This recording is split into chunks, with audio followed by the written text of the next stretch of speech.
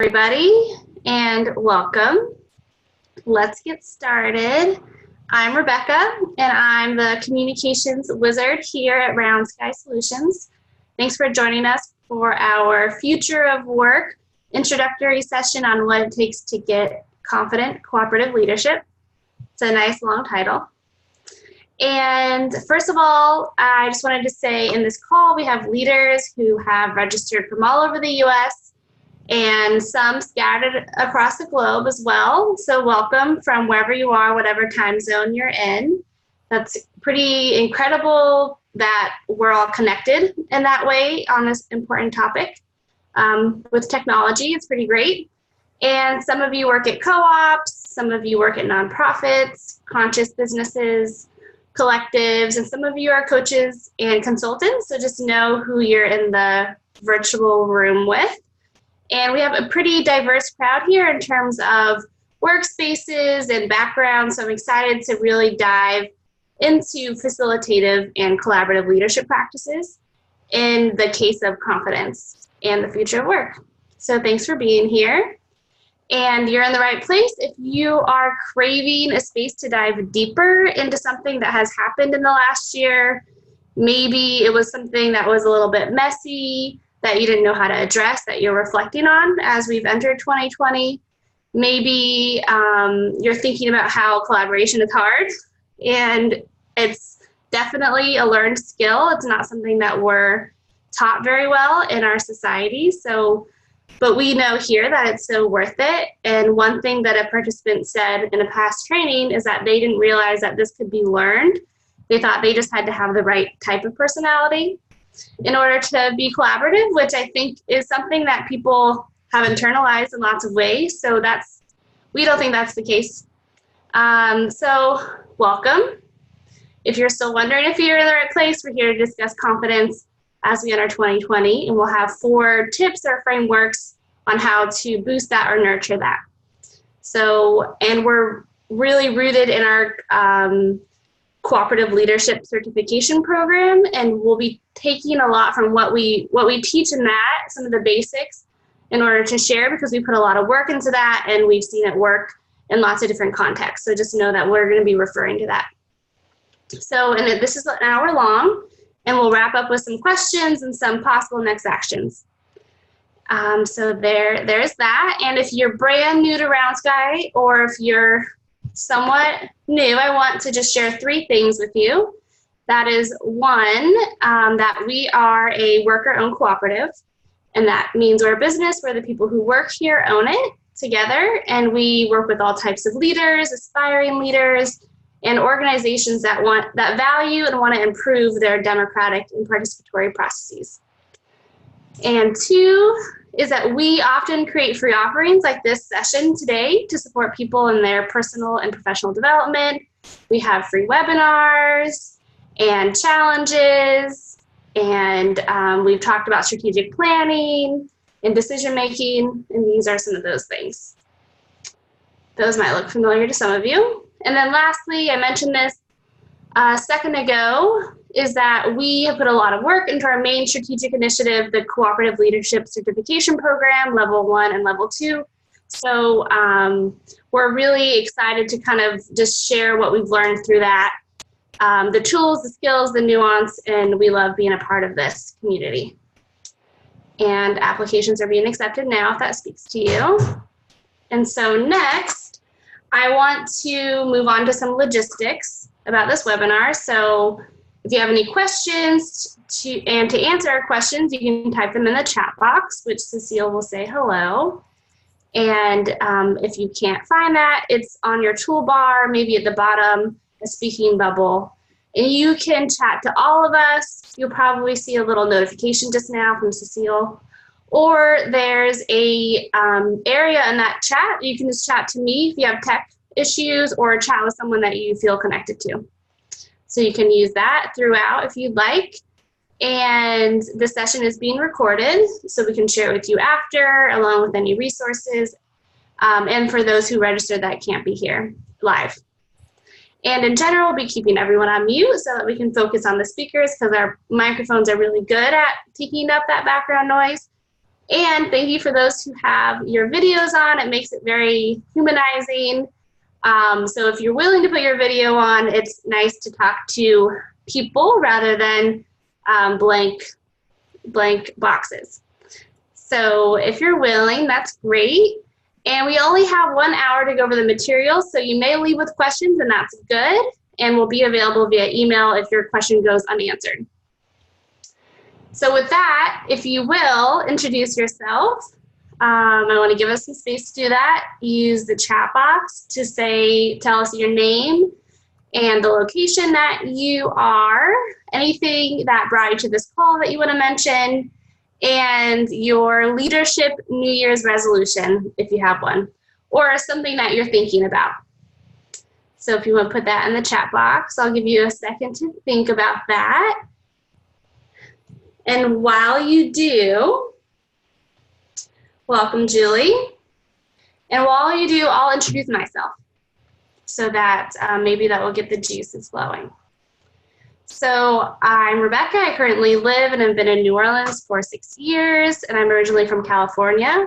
And I'm excited to be a part of this conversation today because collaborative leadership has come up in lots of contexts in my life. And I'm sure you can relate when I say that collaboration, when it's not working, it's been really uncomfortable for me and overwhelming to figure out how to move forward with some of the teams that I've been a part of, especially when that comes like an unexpected shift. And I believe that as our teams develop and time goes on, collectively we realize how important cooperation is to solving the most complex of issues on the local level, on a national level, on a global level. I think cooperation is part of the answer to getting there, part of the process. And as an Enneagram 3 and a Capricorn, I love New Year's resolutions. And mine's still forming, but it's something along the lines of listening to the needs of my body more, which could mean more movement, more stretch breaks from my desk, and prioritizing body work. So there's that. And I'll pass it off to Cecile, and please do introduce yourself in the chat box while we do that. Well, welcome everyone, and great to be here with you all today. I'm Cecile Green, one of the co-founders of Round Sky Solutions and the primary instructor. I live near Montpelier, Vermont, in the heart of the Green Mountains, which are very white at the moment, not green at all. And I've been a social entrepreneur for over 30 years, have published Collaboration That Works, a ruthlessly practical handbook for a generative world, as a training manual that summarizes the research I've done into common power dynamics at work, and offers a synthesis of over a dozen different collaborative methodologies into a set of concise practices for healthy shared power. And I'm delighted to be continuing our series on the future of work through this webinar on confident cooperative leadership. And my New Year's resolution is to take further leadership with my thought work and articulate my newest line of inquiry for sharing with others. And back to you, Rebecca. Nice. So thanks for the introduction so far. So as we keep going, I want to give you a chance to reflect on what the future of confident cooperative leadership means to you. So if you will, soften your gaze, whatever that means. Maybe you close your eyes, maybe you just focus on something that's not a screen, and feel where your body meets what you're standing or you're sitting on. Perhaps your feet are on the floor. Feel that you're back against the chair. Maybe you're sitting cross-legged. Notice where your body meets whatever is holding you up.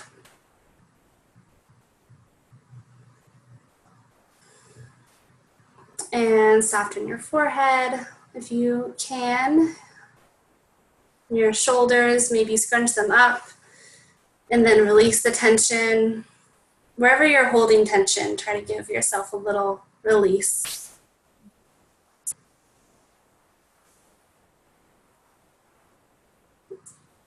And notice your breath going in and out. Hopefully you're breathing.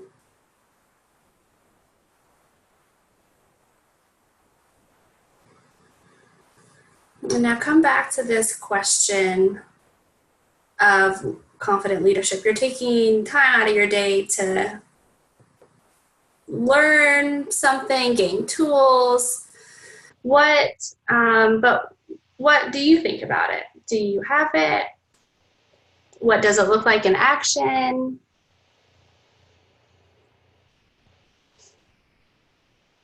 Is it nurtured? Are you born with it? What have you noticed it recently? What does it feel like when you do feel confident? What do you want it to look like? I'll give you some seconds to reflect on anything that's coming up for you, or just to feel your presence.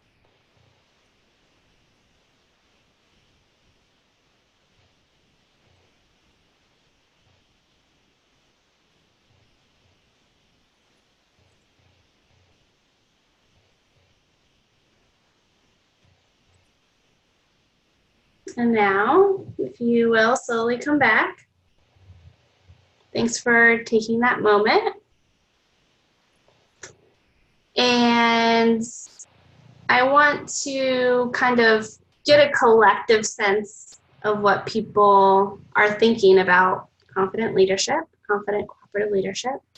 And so I have some polls so we can all see that in a very simple way. So you should see on your screen a list of questions. And the first one is, do you feel like a confident cooperative leader? So for those who are audio only, we have some options being yes, I always feel confident in my leadership. No, I want to feel it. Yes and no, it wavers. I'm not sure how to build it, or something more complex. So if you would share that, it's anonymous. So nobody can see it, see who answered what. So if you will answer it, I think it will be fun to see what people are feeling. I'll give you a few seconds. Okay, some are coming in, great. And then some have already answered the other ones. So the other is confidence learned, personality, or something else. With a mix of those answers. And do you think that tending to your confidence and groundedness as a leader is important to your team? So like bringing it outside of just yourself. So for the first one, can you all see who voted on what? Or you just see your own answer? Can you see it, Cecile? I can see it, yes. Okay. So if you're looking at the screen, there's some people who always feel confident in their leadership. 3 of us, which is great. There's someone who wants to feel confidence. There are 7 of us, yes and no, kind of back and forth, that it wavers. And for the next one, is confidence learned? Is it personality or something else? Nobody said that you're born with it, which is interesting. I think that's maybe not the mainstream way of thinking about it, although it would be interesting to find that out. Most people with some are more confident in nature, but it can also be learned. Not that it's fully learned, just kind of part of your nature sometimes. And do you think that tending to your confidence and groundedness as a leader is important to your team? Not everyone, 10 people said that it's more important. 91% of us said that it's important to continuously build confidence in order to be a good leader for my team. And 1 person said, I'm not sure. 9% of us. So I think that's pretty interesting. Thank you for participating. It's good to know where people are on that. So I'm going to close that out. And now I can share results. Now you can see it. I'm sorry. So if people want to scroll through that, I'll give you a second.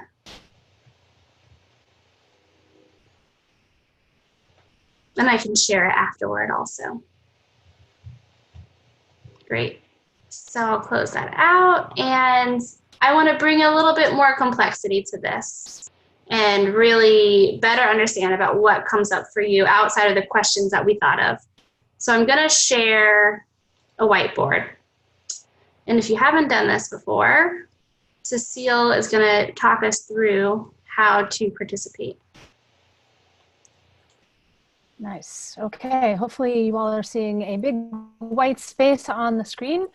And in order to write on it, you want to take your mouse and move to the top of the screen. You should see view options on a black background in white, and with a little arrow, down arrow, click on that down arrow, and towards the bottom you should see an option for annotating. And if you click on that, a bar should pop up. And then you need to click on text, or if you want to draw, you click on that. But once you've clicked on the text box, you can then place your cursor on the screen, and I'll do a little demo here for you of how that works. You have to click outside of the little text box for it to show up for the rest of us. But there's the question that Rebecca wants us to reflect on, and there's my answer: being more innovative and agile, kind and caring. Yeah. And if you're having trouble kind of clicking in here and figuring that out, you can always put it in the chat box, and I'll put it in here for you. So the question is, what comes up for you when you think of the future of confident cooperative leadership? And I'll add one here outside of just the question, and you can also change the color of your text somehow, if that's something you want to do. So my answer would be that it's beyond delegation and truly sharing leadership. So I'll click outside, great. And we have some others here: feminine energy, more localized networks of support systems and cooperative practitioners. Great. So the network is important because it's not only about competition as leadership shifts, and feminine energy, that's a step away from the patriarchal ways that we're steeped in. Working people being able to do bigger things than usually imagined. Compassionate creative, learning to quiet the ego and hear the collective voice. That is important, maybe much easier said than done for many of us, quieting the ego. Being willing to make space for all wisdom shared. It's important for the growth of a cooperative economy. Awesome. And then you can add some more on there if you'd like. I think this is giving a fuller picture of what this actually means to us, whether or not we feel like we have it. And last ones. Great. So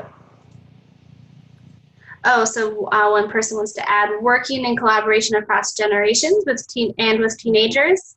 It's not that adults always have all the answers anymore, that young people are have lots of creative ways of answering issues and cooperating. It's kind of beautiful. Awesome. Thank you.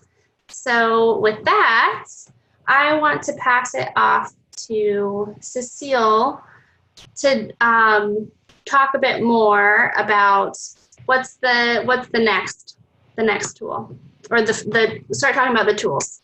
Nice. Thanks, Rebecca. Yeah, so it's lovely to see all kinds of folks from different walks of life, and really value all that input into what confident cooperative leadership might look like. It's inspiring. And today we are going to offer you some tactics that we've learned and incorporated into our cooperative leadership certification program. And we'll be offering you 4 tips on that front. And the first one is to add tools and processes for your whole team or organization to your leadership toolbox. And what do we mean by that? And why is that important? First of all, getting to workable collaborative or cooperative leadership for ourselves and our teams can be quite challenging. As a species, we're emerging out of a very long history of autocratic leadership that forms the basis for how we think about power and leadership, and these ways of being run really deep. And to create new ways of leading, we must enter a terra incognito, or an unknown and unfamiliar territory for us as a culture, as a society. as a globe really at this point. And we need to do that in order to create these effective participatory patterns. And from this point of view, not being confident about what we're doing as participatory leaders is to be expected. After all, in part, confidence comes from being familiar with something. And if we're entering a new and unfamiliar territory, of course, we're not going to feel fully confident. And that really underscores the need for some of these tools. And so I liken what those of us interested in collaborative participatory ways are doing to bushwhacking, right? We're entering this place of trying to cooperate and self-organize when we've come from this long history. And that's steeped in these autocratic ways of working, which really also forms the basis for mainstream leadership. So everything that we see around us. And as a bushwhacker in real life, I've learned that when entering a new territory, it's really helpful to have a useful map, a good compass, and a means of traversing the terrain. As we navigate cooperative participatory management, I found the same kinds of tools invaluable. So having a practical understanding, for example, of how social power works and where it flows forms a useful map of the territory that can help us begin to build confidence. With this and other maps, we are then able to navigate this terrain of the organization through a vehicle of a set of communication practices that are then guided by the compass of our participatory values. Experiments into shared power can be fraught with confusion and conflict, really because everyone has a different idea about what shared power should look like and feel like, and how it should show up for each of us at our workplaces. And it's not as easy as just simply claiming that we're collaborative. There's actually a tremendous amount of knowledge and skill that go into making collaborative leadership effective and efficient, so that we can all experience the real, tangible, and proven benefits of shared leadership and grow our own confidence in our ability to reliably enable cooperative work environments rather than having our attempts backfire. So in our cooperative leadership certification program that we've mentioned earlier, we begin with integrating two tools that are relatively easy to add to your toolbox and make huge differences to both our confidence and the team's effectiveness when facilitated correctly. So here are those tools and directions that you can consider when boosting your confidence in your cooperative leadership. And those things are essential to our collective future of work. So first off, we're going to introduce the standard meeting practice. This practice builds confidence because it's a researched and proven flow for any meeting that covers all of the communication needs of a team. So this means that you can show up to any meeting, whether it's a work meeting or a volunteer organizing meeting or even your household meetings. You can show up ready and able to facilitate, knowing that you'll do a good job of it. And that really helps boost confidence for sure. It's centered around a practice of inviting all team members to bring forward whatever is on their mind with respect to their team, from celebrations of work done well to things that need to change. It also builds engagement and team confidence as everyone gets on the same page and sort of understands what's next and how to process their items. And it cultivates organizational responsiveness because everyone in the organization has been empowered to see what's needed and has a place that they know they can count on to come, where they can do something concrete about it. So one of our students recently mentioned that even the first time they used the standard meeting practice, the entire team was energized and excited because they got through all of their topics in half the time with clear results. And another student shared, I guess I'll read this for those who are audio only. My entire outlook on the world has changed because of this training, every aspect of it. Using the standard meeting practice and sharing this way of doing things with others energizes me and enlivens a renewed sense of purpose in helping to change the world through inclusion and appreciation, one conversation at a time. So the standard meeting practice is a powerful tool, and I hope you'll give it a try, although there are a lot of details and nuances that go into each of those steps, which we do get into in our program. Second tool that we want to introduce you all to is the decision-making process that we call integrative consent. It's another great tool that's used during the standard meeting practice that has built confidence in our cooperative leaders. This tool gives you step-by-step directions to facilitate your team through complex and contentious decisions to clear and workable decisions. Succeeding under these kinds of conditions really builds a lot of confidence. And it also gives you the confidence in recognizing and reducing bias in action by consistently and actively making room for all the voices on the team. In addition, it builds conflict resolution capacity because we're regularly practicing synthesizing these different perspectives. And knowing integrative consent will give you the confidence to know whether or not a decision is even needed to move a particular item forward. Not everything that we discuss really needs to have a decision, but knowing when and how to make that choice is really important. So because these two tools are really well connected, our course participants have felt more confident in their ability to facilitate their teams through truly democratic processes at a relatively rapid pace. One of the benefits of integrative consent is that it's based on the values of consensus, but it has transcended some of consensus's common limitations and drawbacks. So typically decisions are quite a bit faster than using a common consensus process. Nice. Thanks, Cecile. So I want to sum that up. So your tip number one is to find a set of tools that you know, and that gives you the confidence that you're not giving up any of your cooperative values while also facilitating your team to move forward efficiently together. And we know our tools best, so you can definitely use those two tools. And I'm putting in the chat box our decision-making toolkit if you want to dive into integrative consent more. It's a free multi-pronged toolkit, which is pretty great. But the key is that you really learn something, and it can be really transformative if you and your team consent on doing it together. If your team is on the same page with you, that's key. So that's tip number one. There's kind of two in there, and I'll pass it back to Cecile to talk about what's next. Indeed. Well, tip number two is to find a community or build a community of practice.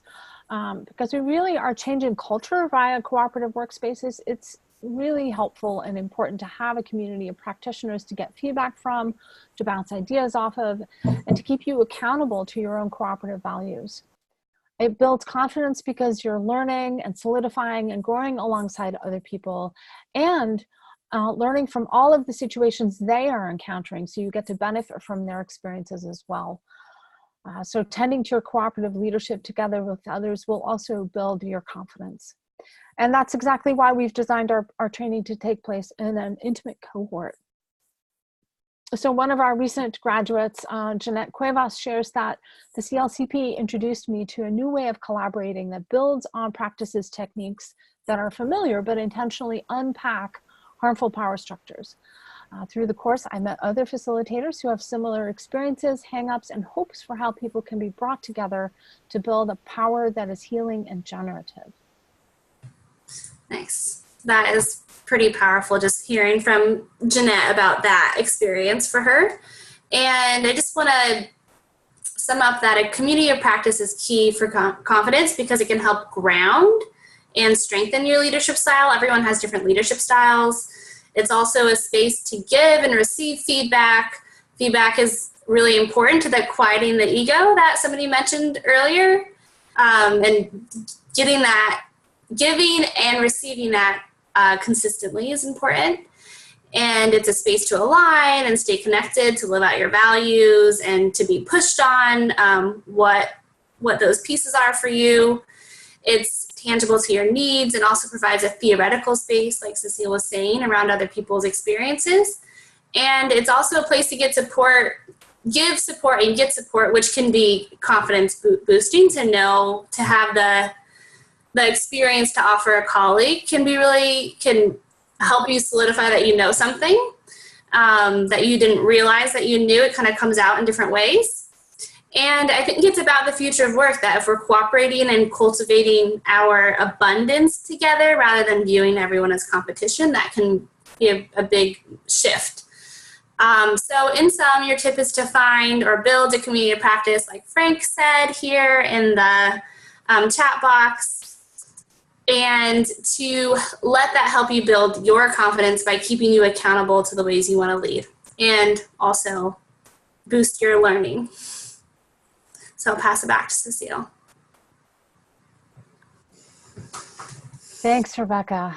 Yeah, so that community practice is pretty essential. It also helps us keep ourselves accountable to our intentions to grow in our leadership. So, all right, tip number 3 is to get connected to your body. And in this sense, we're talking about a somatic or bodily awareness practice that builds each of our own personal coherence and enables us to facilitate group coherence, which leads to better outcomes. So you might have noticed that Rebecca took us through a little somatic grounding practice a little earlier in the call. And whatever your experience was with that, one of the things that even spending just those few moments with ourselves does is build our connectivity to the wisdom of our bodies. Our bodies are this vast resource that is largely ignored in our culture. And we reverse that trend over time through practice. Our facilitators notice their capacity to navigate difficult, tense, charged situations with more capacity, resulting in more effective teams and more facilitator confidence. And we've included this as a project in our cooperative leadership certification program because it's such a valuable facilitation resource to rely on our bodies. When our somatics are tapped into and built as a strength, this can bring us more grounded confidence than just about anything else. And it can be felt by our team, by the people that we are facilitating. So it's a tremendous service as well to everyone that we are leading in that way. For example, when things get hot in a conversation, we're really much better able to listen and respond appropriately rather than getting sucked in and reacting to it. And we can also sense better when there's a tension in the room or in the conversation that's not been resolved, which can inform us as facilitators as to which direction to go. And one of our students found that focusing their personal development around a somatic practice enabled them to stop undermining herself, or at least to do it a lot less, and to really start doing the hard things that she needed to do to move her work forward in the world. So in sum, we recommend starting a regular practice of checking in with your body, of listening to your body as lovingly as you can, with as little judgment as you can, so just allowing what is present to be there, listening to the wisdom it has to offer you. And it can be helpful to have an accountability practice set up with this. So someone else that you can work with to build a somatic capacity, because it's not well understood in our culture at all. So yes. All right, we are ready for tip 4. And with tip 4, our encouragement here is to go deep and not just scratch the surface. And this call here today, we see this as a launch pad for understanding ways that you can really become more strong and more confident, and do that in ways that are cooperative, accountable, and connected to yourself and your team and the world that you are hoping to work in and change. And to give you a sense of what we mean by going deep, one of the concepts in this course is about technical versus adaptive change. So feel free to take a look at that chart on the screen there. But just briefly, technical change is the kind of change where we're learning new skills or instituting a new procedure can be followed and will effectively solve a problem. It can be solved essentially by expertise and good management. For example, a technical change would be learning the 2 tools, the standard meeting practice and integrative consent that we mentioned earlier. And adaptive change is when we and our organizations need to adapt, evolve, grow ourselves from the inside out in order for change to take hold. This requires innovation and learning, patience and persistence, and expanding or growing into a new self to literally become bigger than the self that we currently are. And for example, adaptive change may be tending to your leadership confidence even when you know each part of the step in the standard meeting practice.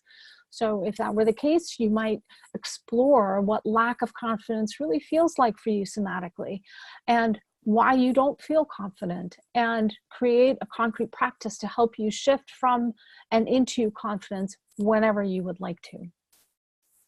So these same principles hold true whether we're talking about individual or collective change. To be the democratic workplaces that we aspire to and grow out of the long history of autocratic leadership we've all come from, both adaptive and technical change are needed.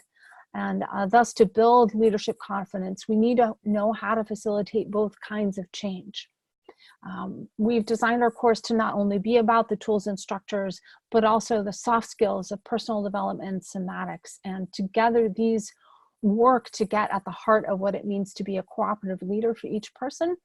And it's really a lot more than tools. It's about shifting how we use power in a deep, consistent, and caring way, and learning how to share and teach that with other people too. Mm-hmm. I love this differentiation between technical and adaptive. Another adaptive change would be quieting ego. There's not like a step 1, step 2, step 3 for quieting your ego. So that's what adaptive change looks like. Or if you are learning how to do bookkeeping and you learn how to do that, you learn how to reconcile your accounts. But then maybe there's something that you procrastinate on that a lot. So you might have to look at what's really holding me back here? What's that adaptive change? Like, what do I have against numbers? What's my experience? That kind of difference, just to add another concrete example. And one thing that one of our students, Erica, said was that she felt like the course helped humanize her ideas about the roles and expectations of a leader within an organization, that she let go of the idea that a leader couldn't show vulnerability or might not know how to solve a problem. That's an adaptive change. And she let go of this idea in favor of the idea that a leader can and must build their skills incrementally over time, which she says has been another source of confidence boosting. So being a cooperative leader is a special and different style that takes new frameworks. And so the tip here, like Cecile started with, is to go deep so that you can leverage your technical change and achieve real adaptive change.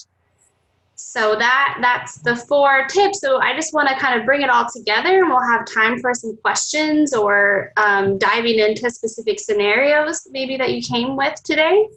And so to share a big picture of you, we've designed our course to be an all-around confidence builder for our community of cooperative leaders, and these are the top things that we've incorporated into it.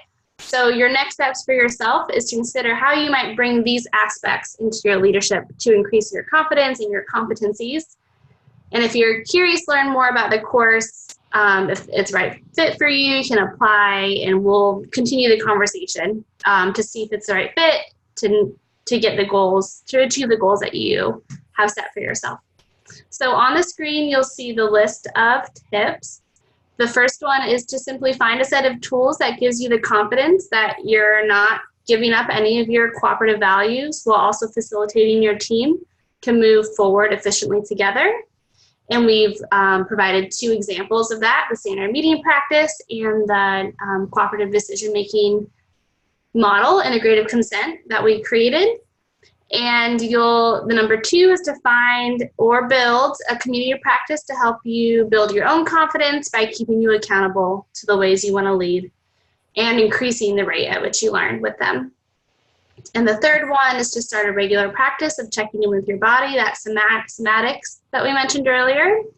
And 4 is to go deep so that you can leverage technical change and achieve real adaptive change. So those are pretty broad, but you can go really specific with each of those.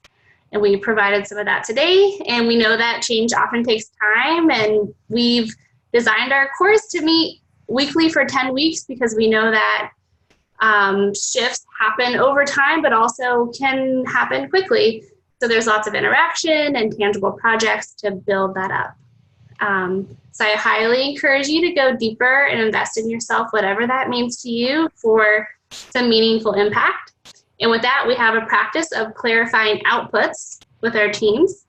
What do we want to remember about this conversation? Do I have a next action or next step on my list? Is this a new policy, as we say, some governance or a new pattern for my team? So right now, it makes the most sense for you to reflect for yourself instead of us giving you next actions about what you're pulling from this session. So I'm going to pass it to Cecile to do a quick activity. Wonderful. To ground this.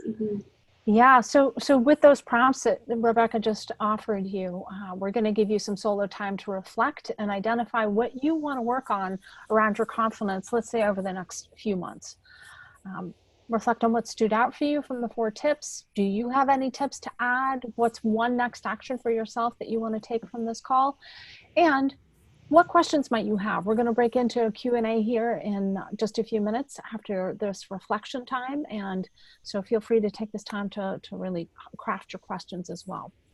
So I am going to start our timer together, and I will let you know when we have just a few seconds left.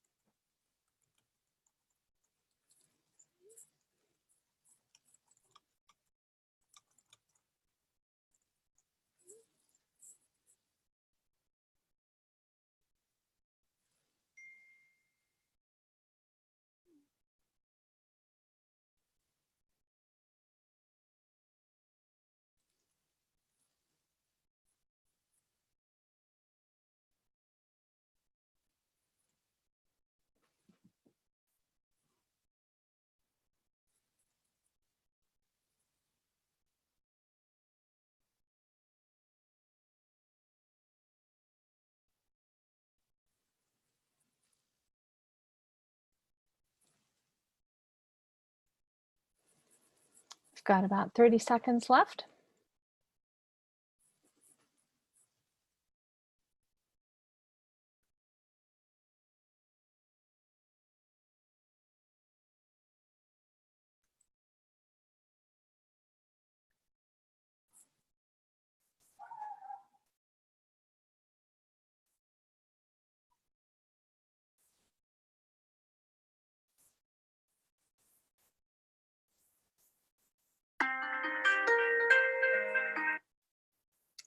All right, that's our 2 minutes of reflection time. And I just want to invite us all back together into the room.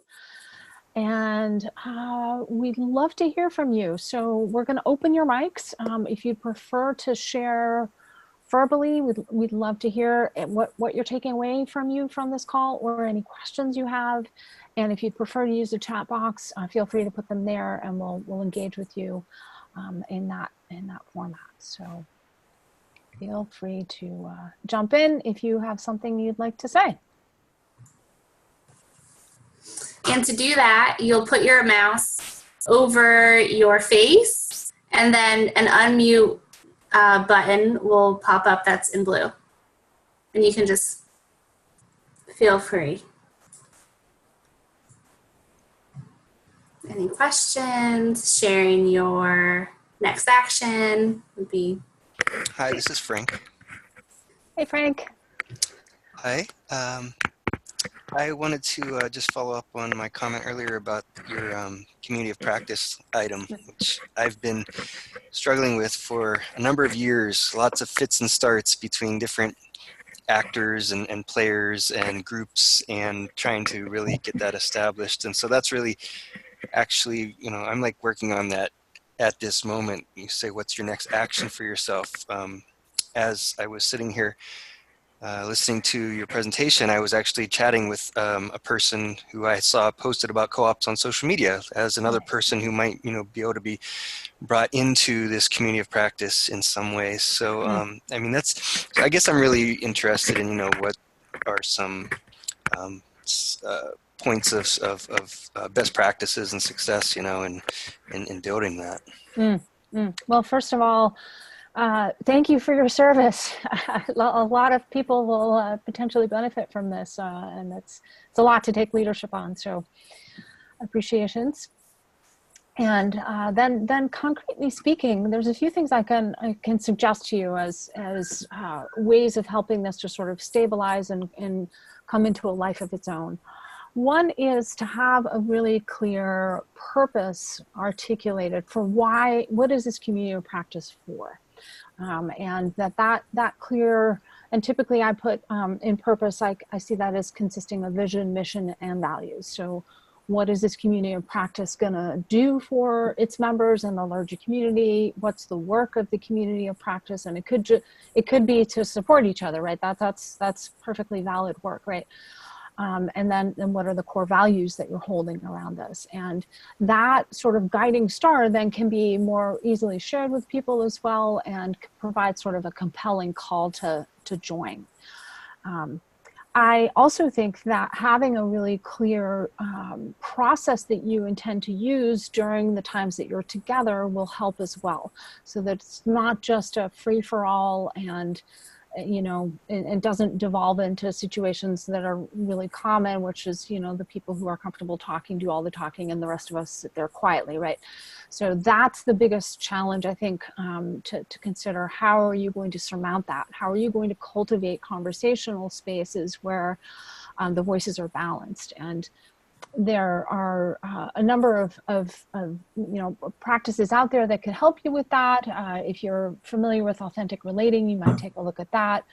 But I guess the question would be, those practices should be built to serve the mission of the community of practice. So if you're looking to build business skills, that's a little different than looking to build potentially conflict resolution skills. And you may want to do both, right? And you might choose to do like a theme for each meeting and have individuals come prepared to share a little primer on something they've learned.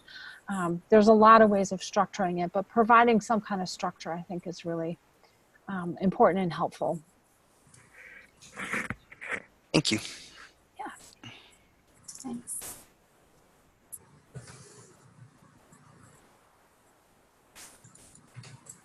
Anything else burning for people? Questions or just comments, your things you're reflecting on as we end the call?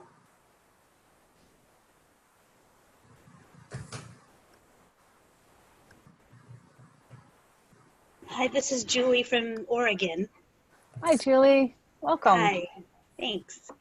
One of the things that struck me was the comment about bushwhacking and the need for a map and a compass, because I really feel that. I felt that I'm swimming upstream and the water is coming fast. And so I think that's very valuable to realize. It also validates a lot of hard feelings that I've had in doing the cooperative work.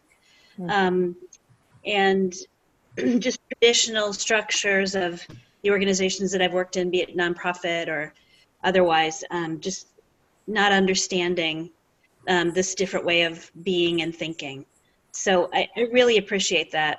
I'm in a position right now that taking the training may not be the best thing right now, but I do hope that it's offered again. I'm guessing that it would be, because it's something that I would like to be a part of. So nice. That's it. Thanks. Thank you, Julie. Rebecca, do you want to comment on that? Sure. Yeah, just thanks for sharing. I think that there is something about just being validated that it is difficult. And I mean, from many of us, from the minute we're born up until through school, and our families are often very hierarchical. So it takes a lot of unlearning from just these these environments that we've been in to be cooperative and to know that conflict that happens in cooperation, really in any situation, but especially cooperation is normal and fuel, and it's important if we can get out of it also, if we have a way to get out. So just to share that. Yeah, if we have a really concrete way of making use of that conflict and create something useful for the team, it can make a big difference. But yeah, and Julie, we are gonna run the course again in the spring, so feel free to stay tuned, and we would love to just support you whenever the time is right for you. And really glad that even just having the perspective that that having some tools and structures will really help you. And also, I think it might and you may have been referencing this in your comment, but sharing that perspective with other people that you're trying to cooperate with, that this is difficult, what we're trying to do. We're trying to do something new. We're cutting new grooves. We're, bushwhacking, that can sort of help relax our expectations a little and make a little more room for us to experiment and try things and be kind and compassionate to each other at the same time. So good luck, and thanks for being here. Yeah.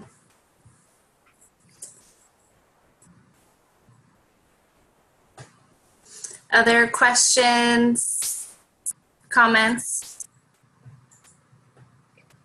There's one that we get fairly often from students, so I think I'll comment on that a little, which is this question of, what if you feel like your team won't support you in the practice of new tools? And there can be lots of reasons for why that lack of support might be there, or including the fact that perhaps we need to speak up and simply put a proposal on the table that we try something new, right? And that is one of the things I recommend for trying this is to simply put it out as an experiment. And to point to a painful situation that perhaps you all have been through recently and say, hey, I've been doing some thinking, I've been doing some learning. I'd like to suggest that we experiment and just for even this one meeting or for a few meetings together and try X, Y, or Z and see what that does for us as a team. And that experimental, innovative mindset can really help loosen the resistance that one might experience with folks, whatever, being overwhelmed and not wanting to learn something new, whatever the reasons may be. But that sort of experimental orientation can be really transformative for teams to just sort of loosen that stuckness. Mm-hmm. That's a great point. Even for yourself, if you're feeling resistant, but you still were here, think of it as an experiment. That making change is difficult. Kind of play a little trick on yourself so that change is an option. Yeah. And I just want to share, as please open your mic if you have a question, but I do want to share some key points, some key facilitation confidence points that I've kind of collected along the way of learning from Cecile and learning from our students that we work with as the communications person. So one is having a clear process to come back to can really hold a group and a leader in conflict and in tricky situations. So a process can help you know when you are done talking about an item. Often our teams get stuck in deliberation, and that can be really undermining and hard to deal with. And it's knowing when a decision is needed versus when it's individual action. When is it a collective decision versus individual action? That's a really important thing that we found that boosts collective confidence. And being clear and certain what power is yours as a facilitator in your team and what belongs to the group. Clarifying that facilitator power can provide some confidence in, okay, I don't have the power to do everything. I'm not expected to do everything, but this is what I'm expected to do.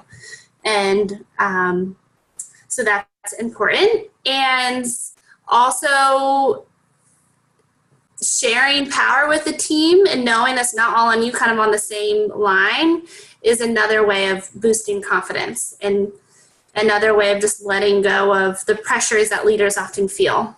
We were reading some research in the last year, and it says that people in power in mainstream hierarchical organizations actually have some brain damage because it's too much pressure. And then the people who are in those organizations that are on the bottom of this hierarchy also are experiencing a lot of harm. So there's ways that cooperation can really alleviate that for everybody, even if people often think only the people on the bottom benefit, but it's actually everybody. So those are just a few pieces. And we have a few minutes, so this is the time to ask any questions, or we can jump off a little early as well, 5 extra minutes. But we'll leave a few seconds if anybody has any burning questions or comments that you want to share. You can also share in the chat box if you're shy.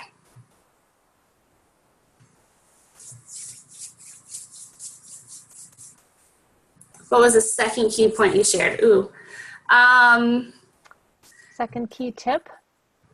The second key tip from the 4 tips, or that I just shared right now?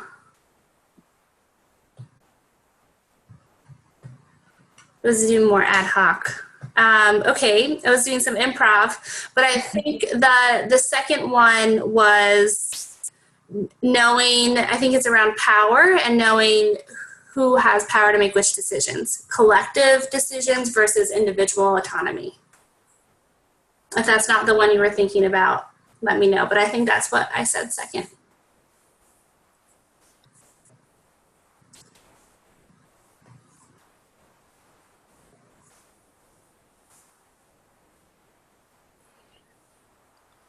Great. I think that the lack of a follow-up question means it's answered, maybe. Thank you so much, everybody, for joining us for this time together. It's super rich to be in this mini community of practice with you all. And I hope that if questions arise for you later, sometimes things settle differently, that you'll email us. Or I'll send you an email so you make sure you have ours. And we're an open book. All right. Thanks for being here, everyone. Yep, feel free to open your mics and say goodbye.